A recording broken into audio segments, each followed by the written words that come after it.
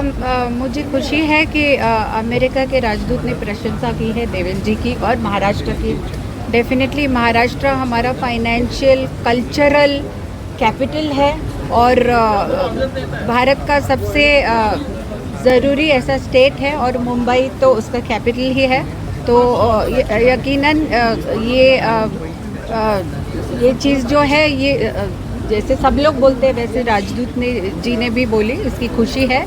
और देवेंद्र जी तो दिन रात काम कर ही रहे हैं महाराष्ट्र के लिए, मोदी जी से इंस्पिरेशन लेके और मोदी जी के लीडरशिप के अंडर ये सब काम करना और भी आसान हो जाता है। तो इसका श्रेय मोदी जी को ही जाता है। वहिनी हे महत्व अमेरिकन राजदूताला कळतं, पण आपल्या महाराष्ट्रातल्या विरोधकांना कळत नाही। ते वारंवार टीका करतात देवेंद्रजींच्या कार्यपद्धतीवर, कामावर।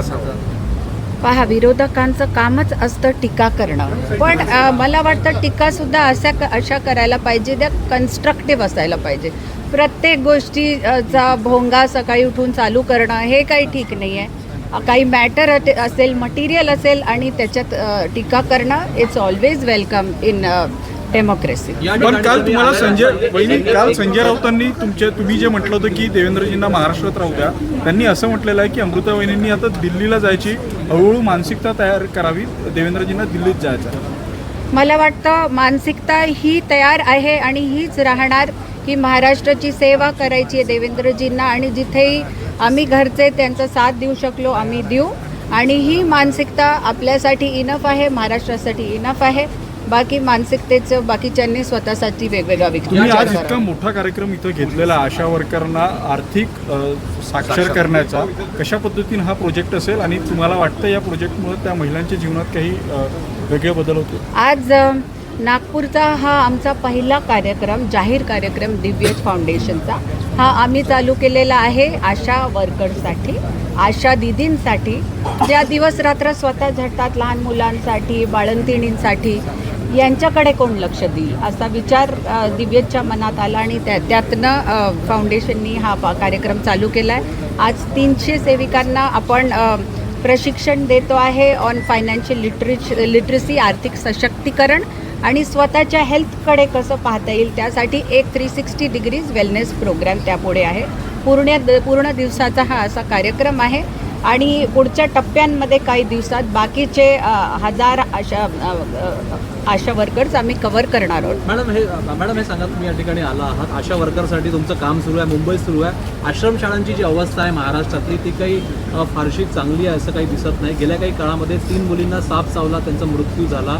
नागपूरच्या जिल्ह्यातही एक घटना जी आहे ती समोर आलेली आहे। आश्रमशाळांसंदर्भात तुमचं मत काय आहे? ते मी पाहिलेलं आहे आणि त्याच्यावर ॲक्शन झालेली आहे, त्या बाबतीत पण वाचलेलं आहे।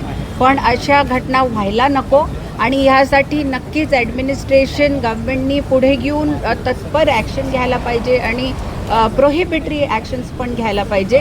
पण आमच्यासारखी जे NGOज आहेत, आम्ही अडॉप्ट करू शकतो का अशा आश्रमशाळा?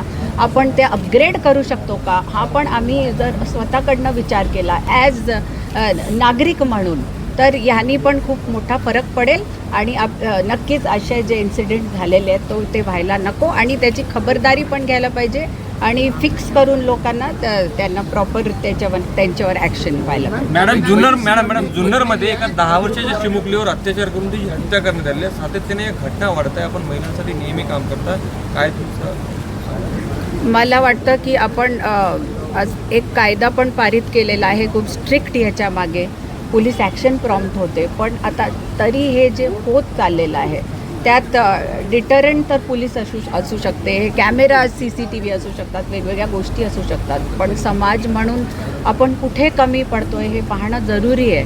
कारण जर असं कोणी करतंय तर त्याचे व्हॅल्यूज काय, त्याचं व्हॅल्यू सिस्टम काय आणि त्याला ती शिक्षा दिली गेली का शाळेत किंवा घरांमध्ये, की स्त्रियांचा सन्मान करणं हे आपल्या देशात, आपल्या पूर्ण राष्ट्रात खूप जरुरी आहे आणि जिथे स्त्रीचा सन्मान होतो तिथेच ते राष्ट्र पुढे जातं। तर हे प्रत्येक माणसाच्या पण मनात ठसाळलेलं पाहिजे, तरच यात खूप मोठा बदल होऊ शकतो। मैडम, CM तमिलनाडु के CM ने एक निर्णय दिया है, तीसरे बच्चे के लिए महिलाओं को मैटरनिटी लीव। इसका मैं अवेयर नहीं हूँ, but third child maternity leave मला असं वाटतं मेटर्निटी लीव मैं इसके बारे में आज अवेयर नहीं हूँ ये क्या उन्होंने निर्णय लिया है बट वहाँ पे 2 बच्चों के लिए महिलाओं को छुट्टी मिलती थी हाँ। और तीसरे बच्चों के लिए भी उन्होंने उसकी अनुमति दी है कि तीसरे महीने देखिए इसमें दो पहलू है। एक तो स्त्री का मूलभूत अधिकार है कि जब वो बच्चा पैदा करती है तो उसको उतना समय मिले बच्चों का संगोपन करने के लिए, उसका एक पहलू ये है। तो ह्यूमैनिटेरियन ग्राउंड्स में ये सही बात है कि स्त्री को चाहे 2 बच्चे हो या 3 उतना समय दिया जाना चाहिए। और बट दूसरा है कि हमारी आबादी ऑलरेडी इतनी बढ़ चुकी है, तो आप तीसरे बच्चे के लिए इससे एक प्रोत्साहन ही दे रहे हैं कि तीसरा बच्चा भी पैदा कीजिए। ये हमारे जैसे देश में होना चाहिए क्या, ये एक सोचने की बात है। मैडम आर्थिक साक्षरता एक सवाल मैम, जो आज यहाँ पे आपने सेमिनार लिया, आशा वर्कर से बातचीत की, किस तरीके से हमको आर्थिक सबलता दी जा सकती है? देखिए जैसे आशा वर्कर्स को हम लोग अभी इसमें इन्वेस्टमेंट सिखाने वाले, उनको जो भी बचत हो महीने की वो किस तरीके से अच्छे से वो बचत कर सकते हैं, वो बचत का निवेश कैसे अच्छे से कर सकते हैं, इसका ये लोगों ने पूरा एक ट्रेनिंग सेशन रखा है।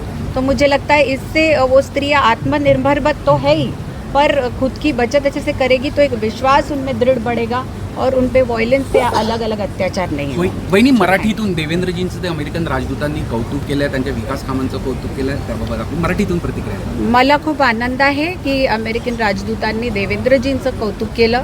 महाराष्ट्र तर आपली आर्थिक आणि कल्चरल सांस्कृतिक राजधानी आहेच, तर महाराष्ट्राचं कौतुक जगभर होतंच आणि त्यांनीसुद्धा केलं आहे, त्यात काही नवल नाही आहे. पण देवेंद्रजी जे आज काम करू शकत आहेत 24/7 ते मोदीजींच्याच मुळे, कारण मोदीजी स्वतः इतके कर्तव्यनिष्ठ आहेत आणि कामाच्याकडे इतके डिवोटेड आहेत, तर त्याच्यामुळे त्यांना पाहून सगळेच नेते तसे काम करतात, त्याचा आनंद आहे. आपल्याबरोबर